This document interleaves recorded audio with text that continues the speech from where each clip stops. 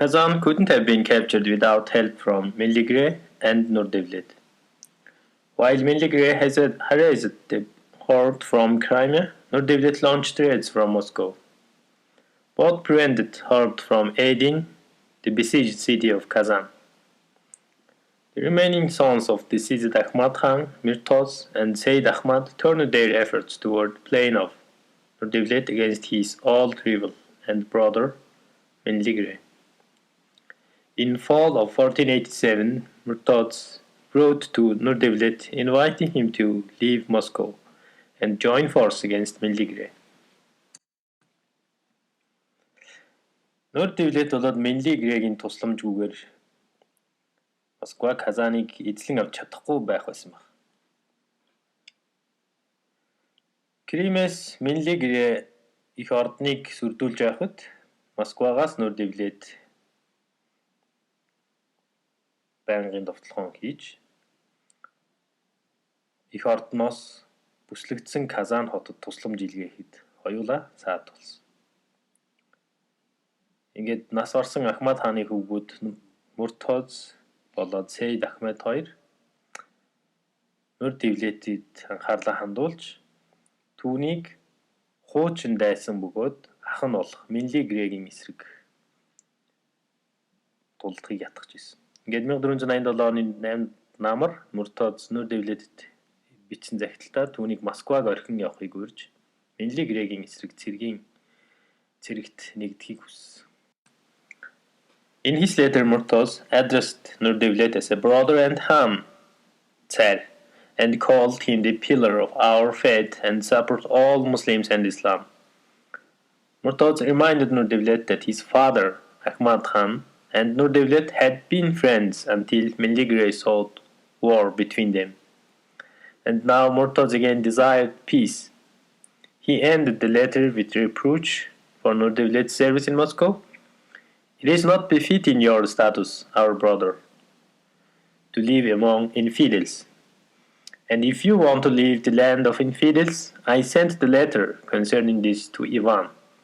Obviously, an appeal of common bonds of Islam intended to reinforce Murtad's more pragmatic goals of waging war against Menligre.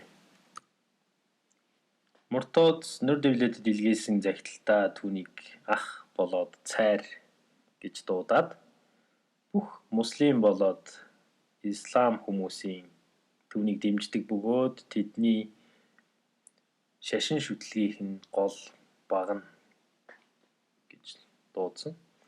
Ингээ Муртаз бас Нурдевлетэд түүний эцэг Ахмад хаан болоод Нурдевлет хоёр бол сайн найзууд байсан. Тэгээд тэдний хооронд яс аяж дайн дэгдээсэн буруутан бол Менлигре Муртаз одоо найрамдлыг хүсэж байна гэж дурдсан.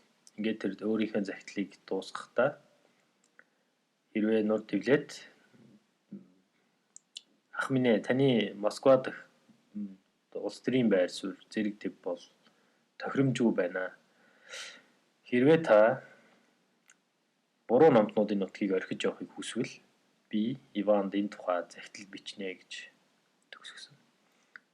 Энэ бол мэдээж Исламын Муртаз өөрийнхөө хүчийг нэмэгдүүлж Менлигрегийн эсрэг дайнд оролцох гэсэн ийм амьдралдаар бодит байдал нийцэх үеийн бодлого байсан илэрхий байна. It was Ivan who benefited the most from this ongoing rivalry between Crimea and Horde. Both Murza and Sayyid Ahmed of Great Horde sent envoys to Moscow attempting to win Ivan's neutrality in the conflict. Ivan dutifully dispatched their missives to his ally Menligre, causing great alarm in Crimea. Concerned that Nurdevlet was quickly becoming a liability, Menligre asked that Nurdevlet to be sent back to the Crimea, but Ivan, assuring Menligre that he had only the Crimean Khan's interest in mind, declined. For several years, Ivan continued to explain the issue away, suggesting that Nurdevlet's presence in Crimea might endanger mainly because the same people that now serve you used to serve Nurdevlet. Until finally, in 1489, he promised to Nurdevlet let go If such was Milligre's wish. Их ордон болоод Кримийн хоорондын зөрчилдөөнөөс хамгийн их ашиг олж исэн хүн бол энэ бол Иван. Их ордны Муртаз болоод Сейд Ахмед хоёулаа Москва руу захиа бичиж Иваныг энэ зөрчилд оролцохгүй дундыг баримтсан байр суурьтай байлгахыг хичээсэн. Иван мэдээж тохиолдол болгонд Милligre рүү илч илгээгээд Кримд сэрэмжлүүлдэг байсан. Нүр дэвлэтийн асуудал бол Милligрегийн хувьд чухал байсан учраас түүнийг Кримд буцааж илгээхийг дахин хүссэн. Ингээд Иван бол Милligред зөвхөн Кримийн хаан байх хүн бол зөвхөн тэр гэж боддог гэдгээ сануулад дараа татгалздаг байсан.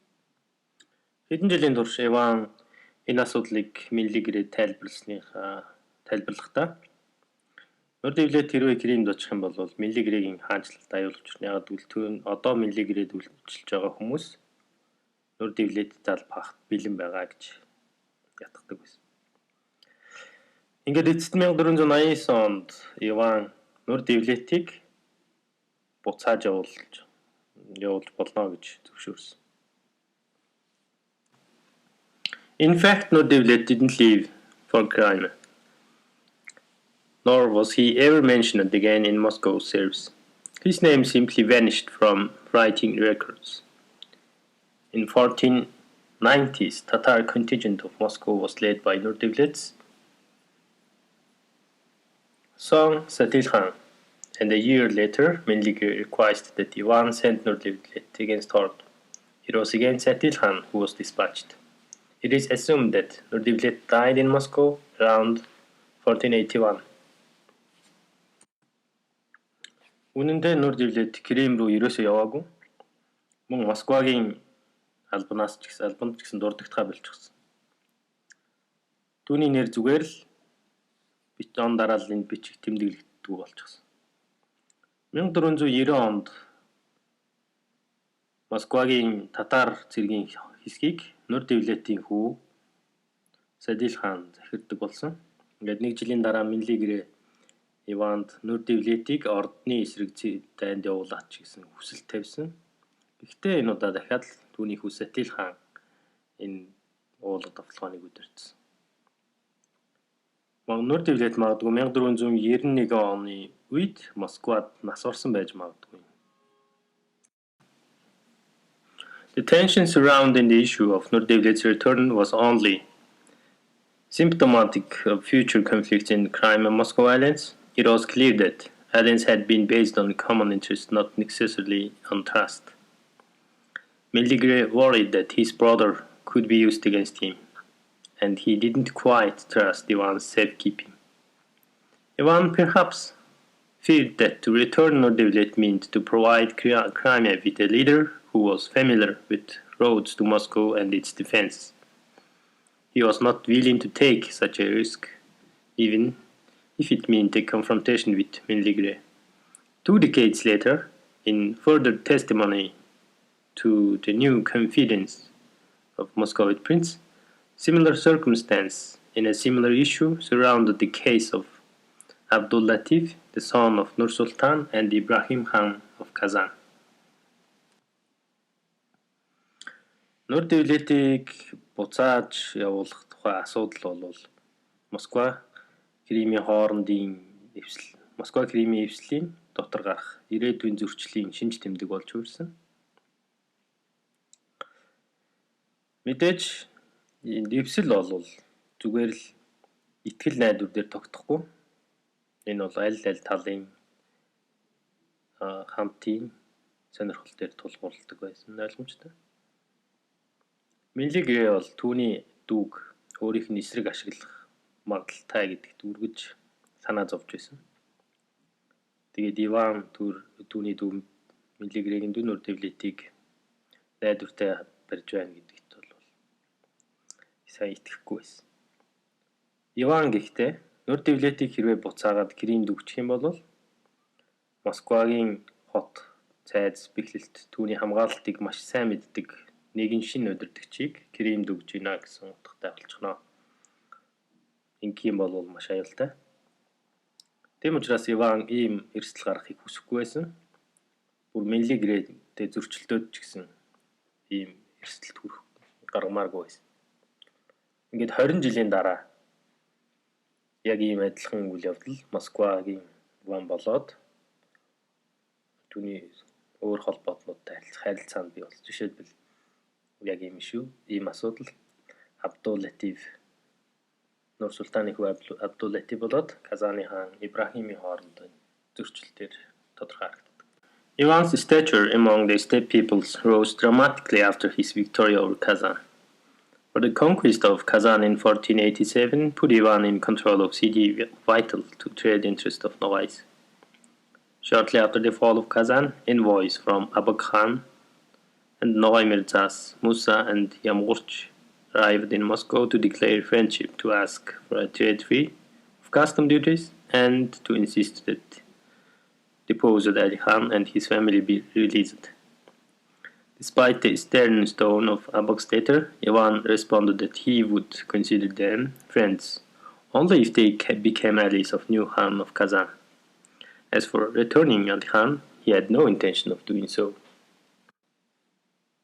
Казаныг ялсны дараа Иваны нэр хүн тал нутгийн хүмүүсийн дунд өссөн нэмэгдсэн. 1487 онд Иван энэ Казаныг эзлэн авсны дараа Ногой нар түүнтэй худалдаа хийх сонирхолтой байгааг илэрхийлсэн. Казаныг мөхсний дараахан Ногойн Абак хаан болоод бусад Ногойн Мирза болоод Ямгурч нарын элч Москвад хүрч ирж хамтын холбоо байгуулахыг хүссэн. Тэгээд мөн тэднээс татваргүй чөлөөт худалдаа байгуулах нас орсон Али хааны гэр бүлийг суллахыг хүссэн. Ингээд Абак хааны захидлын ийм хүү ил дүнг аяс байсан ч гэсэн Иван бол үүнд мэдээж дэд хэрвээ Казан дэх шинэ хааныг дэмжих юм бол найз нөхөд байж болно гэж хариулсан. Харин Али хааны тухайд бол тэр хизээж буцаах тухай бодоогүй.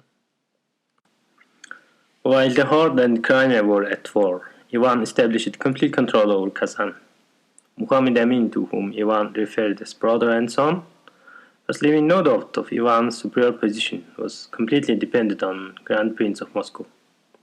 And when Muhammad Amin sought to form an alliance with Nogais by marrying a daughter of Yamgurch Mirza, both he and Yamgurch had to ask Ivan's permission.